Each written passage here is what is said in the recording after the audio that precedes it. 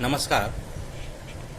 इस वीडियो में मैं आप सभी को नीड़ का निर्माण फिर कविता के शेष भाग का व्याख्या बताने जा रहा हूँ। अगर व्याख्या में कोई असुविधा हो या व्याख्या समझ में न आए तो प्लीज़ हमें मैसेज के माध्यम से बताइए। तो हम लोग शेष भाग की व्याख्या की ओर चलते हैं। बह चले झोंके कि कांपे भीम कायावान भूधर, जड़ समेत उखड़ पुखड़ कर गिर पड़े टूटे विटपवर। हाय तिनको से विनिर्मित घोंसलों पर क्या न बीती, डगमगाए जबकि कंकड़ ईंट पत्थर के महल घर। बोल आशा के विहंगम किस जगह पर तू छिपा था, जो गगन पर चढ़ उठाता गर्व से निज वक्ष फिर नीड़ का निर्माण फिर नेह का आह्वान फिर। पहले शब्दार्थ देखते हैं। बह चले झोंके कि कापे भीम कायावान भूधर। झोंके का मतलब हुआ तेज हवा का झोंका। भीम कायावान भूधर, भीम का अर्थ होता है बड़ा, कायावान मतलब शरीर वाला, भूधर मतलब पर्वत। तो यहाँ एक साथ इसका अर्थ हो जाएगा बड़े बड़े पर्वत। जड़ समेत यानी जड़ के साथ, उखड़ पुखड़ कर, उखड़ पुखड़ मतलब उखड़ पुखड़ कर गिर पड़े टूटे विटप वर। विटप का अर्थ हुआ वृक्ष, वर मतलब होता है श्रेष्ठ, यानी यहाँ बड़े बड़े वृक्ष। हाय तिनको से विनिर्मित, विनिर्मित का अर्थ हुआ बना हुआ। घोंसले पर क्या न बीती, डगमगाए जबकि कंकड़ ईंट पत्थर के महल। बोल आशा के विहंगम, विहंगम का अर्थ हुआ पक्षी। किस जगह पर तू छिपा था, जो गगन में चढ़ उठाता गर्व से निज वक्ष फिर। गर्व का अर्थ हुआ अभिमान। से निज वक्ष, वक्ष का अर्थ हुआ छाती, निज वक्ष अपनी छाती। फिर नीड़ का निर्माण फिर नेह का आह्वान फिर। यहाँ पर कवि प्रेरणा देते हैं। प्रस्तुत पंक्ति में कवि हमें प्रेरणा देते हैं कि भले ही हम पर चाहे जितने भी मुसीबत संकट क्यों ना आ जाए, ये सारी मुसीबत संकट क्यों ना हमारे सामने विनाश उत्पन्न कर दे, विनाश मचा दे, लेकिन व्यक्ति को निराश नहीं होना चाहिए। व्यक्ति को अपने जीवन में हार नहीं मान लेना चाहिए, बल्कि आगे की ओर बढ़ते रहना चाहिए। कवि कहते हैं बह चले झोंके कि कापे भीम कायावान भूधर। कवि कहते हैं कि जब आंधी तूफान चलती है, हवा बहुत तीव्र गति से प्रवाहित होने लगती है। बह चले झोंके कि कापे भीम कायावान भूधर। जब आंधी तूफान चलने लगती है, तीव्र गति से हवा प्रवाहित होने लगती है, तो ऐसे समय में भीम कायावान भूधर, जो बड़े बड़े विशाल आकार वाले जो पहाड़ पर्वत होते हैं, वह भी कांपते हुए दिखाई देने लगते हैं। यहाँ तक कि जड़ समेत उखड़ पुखड़ कर गिर पड़े टूटे विटपवर। कवि कहते हैं यहाँ तक कि जब आंधी तूफान चलती है, तीव्र गति से हवा प्रवाहित होने लगती है, तो उस आंधी तूफान में जो बड़े बड़े वृक्ष होते हैं, विशाल कायवान वृक्ष होते हैं, विशाल वृक्ष होते हैं, वह भी जड़ समेत, जड़ के साथ उखड़ कर गिर पड़ते हैं। वह भी उस आंधी तूफान में कभी कभी ऐसा होता है कि अपने आप को संभाल नहीं पाते हैं, जिसके कारण जड़ के साथ ही वह धरती पर गिर पड़ते हैं। हाय तिनको से विनिर्मित घोंसले पर क्या न बीती। कवि कहते हैं ऐसे समय में जब उस आंधी तूफान में बड़े बड़े पर्वत कांपने लगते हैं, बड़े बड़े वृक्ष टूटकर गिर पड़ते हैं, तो ऐसे समय में तिनकों से बना हुआ, तिनकों से भी निर्मित, तिनकों से बना हुआ, ऐसे समय में तिनकों से बने हुए घोंसलों पर क्या न बीती, यानी उस घोंसलों पर क्या नहीं बीता होगा। अर्थात कवि कहते हैं कि ऐसे समय में, ऐसी परिस्थिति में घोंसले भी टिक नहीं पाए, घोंसले नष्ट हो गए, नष्ट विनष्ट हो गए, इधर उधर तितर बितर होकर बिखर गए। बोलने कवि कहते हैं, डगमगाए जबकि कंकड़ ईंट पत्थर के महल घर, डगमगाए जबकि कंकड़ ईंट पत्थर के महल घर। जो ईंट पत्थर से बने हुए जो महल है, वह महल भी इस तूफान में डगमगा उठते हैं। उस तूफान में उस घोंसले पर क्या बीती होगी, अर्थात वह घोंसला भी सही सलामत नहीं रह पाया होगा, वह घोंसला भी टूटकर विनष्ट हो गए, नष्ट हो गए। कभी कहते हैं, किस जगह पर तू छिपा था, बोल आशा के विहंगम, किस जगह पर तू छिपा था। ऐसे परिस्थिति में भी विहंगम, यानी जो पक्षी होते हैं, विहंगम का तो पक्षी, ऐसे जगह में भी, ऐसे समय में भी जो पक्षी होते हैं, पक्षी अपने भीतर आशा को तोड़ते नहीं, आशा को छोड़ते नहीं हैं, अपने भीतर विद्यमान आशा को संजोए रहते हैं। जब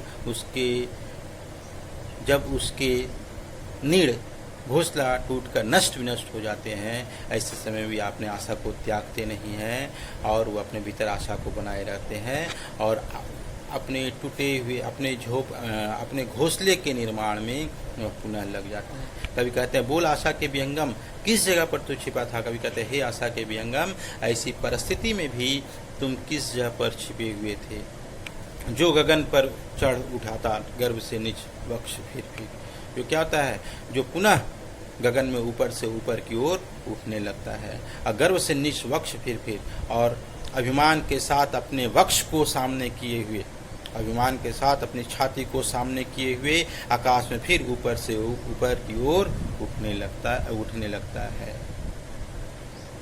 कभी पक्षी के माध्यम से मनुष्य को, व्यक्ति को संबोधित करते हुए कहते हैं कि व्यक्ति के जीवन में मुसीबतों, संकटों के पहाड़ क्यों ना आ जाए, मुसीबत और संकट व्यक्ति के जीवन में कोहराम क्यों न मचा दे, लेकिन व्यक्ति को अपने भीतर विद्यमान आशा, विश्वास, इन सारी चीज़ों को कभी भी छोड़ना नहीं चाहिए। विपत्ति चाहे जितनी भी बड़ी क्यों न हो, अगर व्यक्ति अपने भीतर आशा को, साहस को, धैर्य को, इन सारी चीज़ों को बनाए रखता है, तो वह इन विपत्ति पर काबू प्राप्त कर लेगा।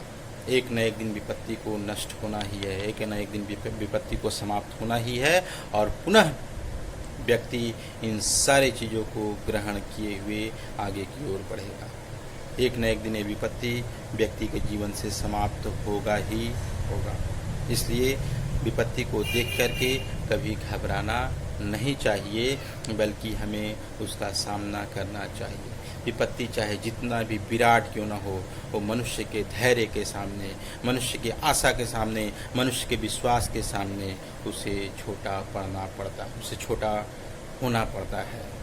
इसलिए कभी भी विपत्ति के सामने मनुष्य को घबराना नहीं चाहिए। आज कुछ रोज पहले ही हमारे यहाँ पश्चिम बंगाल में अम्फान तूफान आया हुआ था। उस अम्फान तूफान से कितने वृक्ष उखड़ गए, कितने घर टूट गए, कितने पक्षी अपने घोंसले से बेघर हो गए, कितने लोग अपने घर से बेघर हो गए।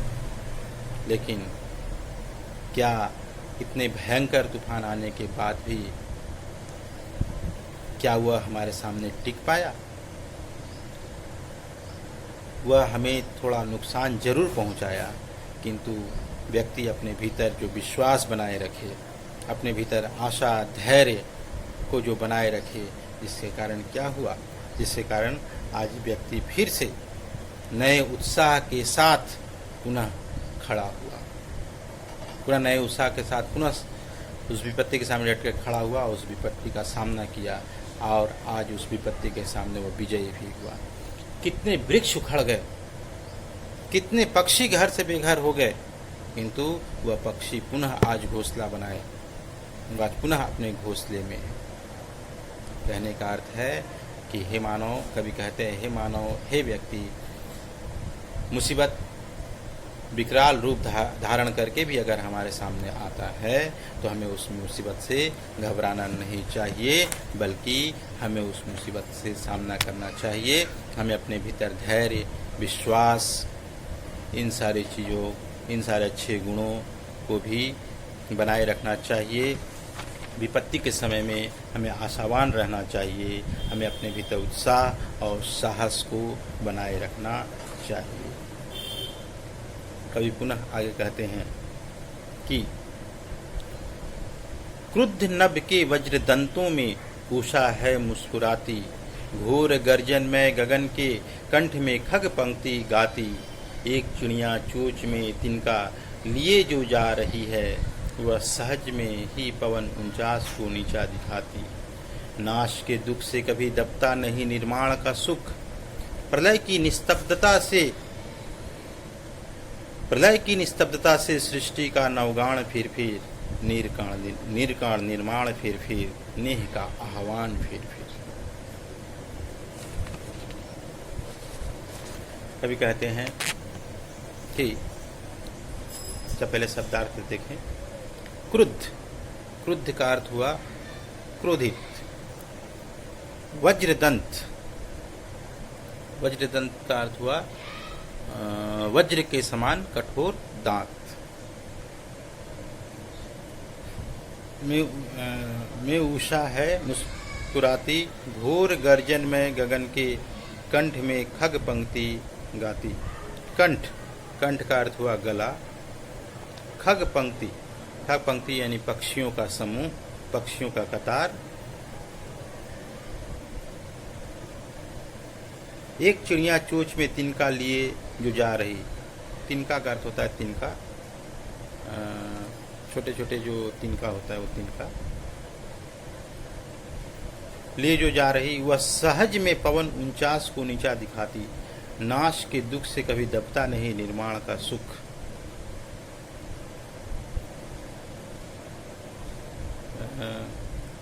कंठ में एक चिड़िया चोंच में लिए जा रही, वह सहज में ही मतलब स्वाभाविक रूप से पवन 49 यानी प्रचंड वेग से चलने वाली हवा,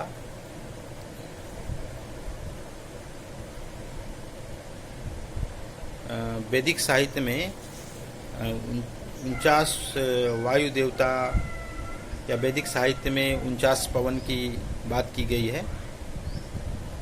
49 पवन वायु देवताओं का बल ही है। नाश के दुख से कभी दबता नहीं निर्माण का सुख। प्रलय मतलब सृष्टि का जो नाश है, नाश। प्रलय की निस्तब्धता मतलब चुप्पी, खामोशी, शांति।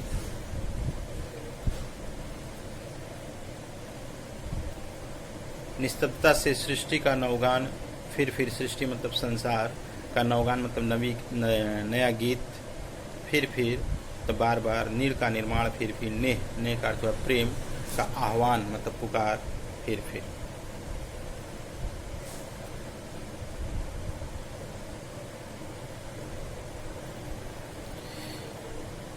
इस पंक्ति में कवि हरवंश राय बच्चन जी पक्षी के माध्यम से मनुष्य को सांत्वना देते हैं कि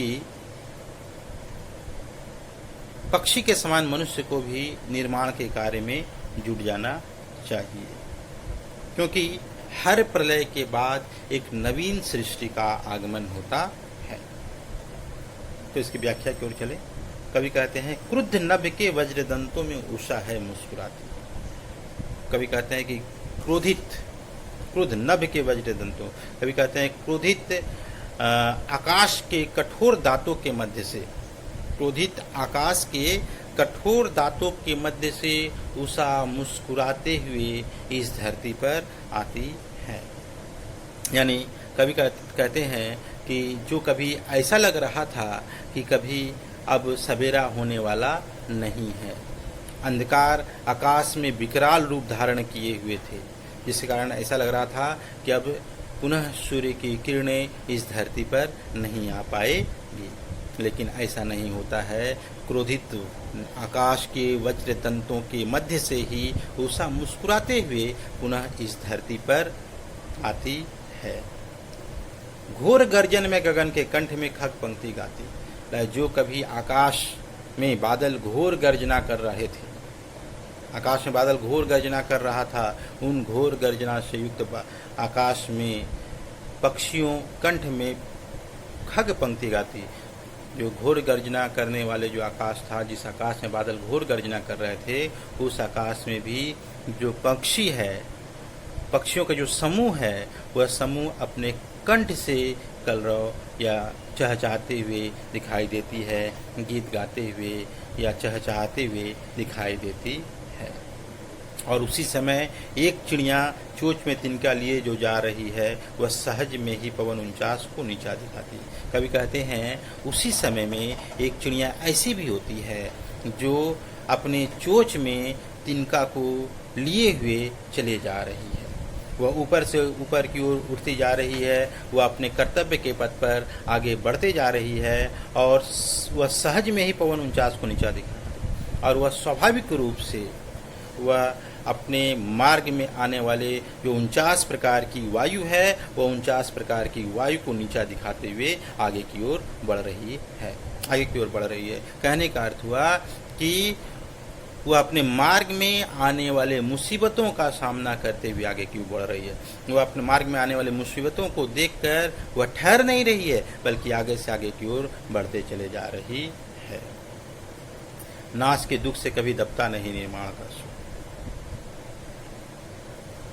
नाश का जो नष्ट होते हैं उससे व्यक्ति को उससे दुख होता है, लेकिन उस दुख के बाद जो निर्माण होता है, उस निर्माण का सुख कभी नाश के दुख से दबता नहीं है। यहाँ पर कभी कहते हैं कि कभी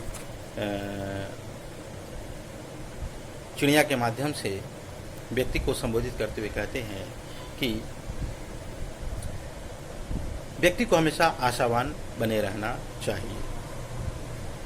व्यक्ति को हमेशा आशावान बने रहना चाहिए। समस्याएं विकराल रहती है, समस्याएं विकराल होती है। जीवन में कभी कभी समस्याएं विकराल आती है, लेकिन उस विकराल समस्याओं से कभी भी घबराना नहीं चाहिए, क्योंकि उन समस्याओं के मध्य से ही सुख का आगमन होता है। उन समस्याओं के मध्य से ही सुख का आगमन होता है। ठीक उसी प्रकार जैसे आकाश में जब घनघोर बादल छाए रहते हैं, ऐसा लगता है कि अब अंधकार का अंत होने वाला नहीं है। रात्रि के समय भी आकाश में घनघोर बादल छाए, कभी कहते हैं कि रात्रि के समय आकाश में घनघोर बादल छाए हुए रहते हैं। ऐसा लगता है कि अब ये जो अंधकार है, ये जो प्रलय है, वो अब कभी समाप्त होने वाला नहीं है। लेकिन उन अंधकार युक्त आकाश के मध्य से ही आशा की किरण, सूर्य की किरणें धीरे धीरे इस धरती पर मुस्कुराते हुए आती है। उसी प्रकार व्यक्ति के जीवन में चाहे समस्याएं कितनी ही विकराल क्यों न हो, लेकिन उस विकराल समस्याओं के मध्य से ही सुख का आगमन होता है।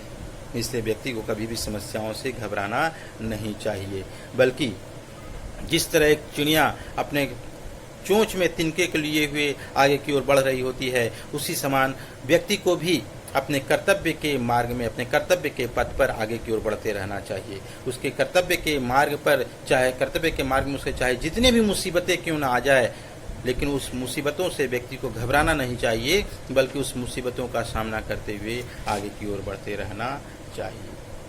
क्योंकि नाश के दुख से कभी दबता नहीं निर्माण का सुख। जब नाश होता है, जब हमारा कोई चीज़ नष्ट होता है, उससे दुख अवश्य होता है, उससे दुख अवश्य। हमारे अगर घर टूट जाते हैं, तरह तरह की समस्याओं में पक्षी का जब घोंसला टूट जाता है, तो उससे उसको दुख अवश्य होता है, किंतु जब वह पुनः एक नए घोंसले का निर्माण करती है, तो उससे उस दुख तो होता है, लेकिन जब वो नए घोंसले का निर्माण करती है तो उसे उतना ही उसे फिर प्रसन्नता भी होती है।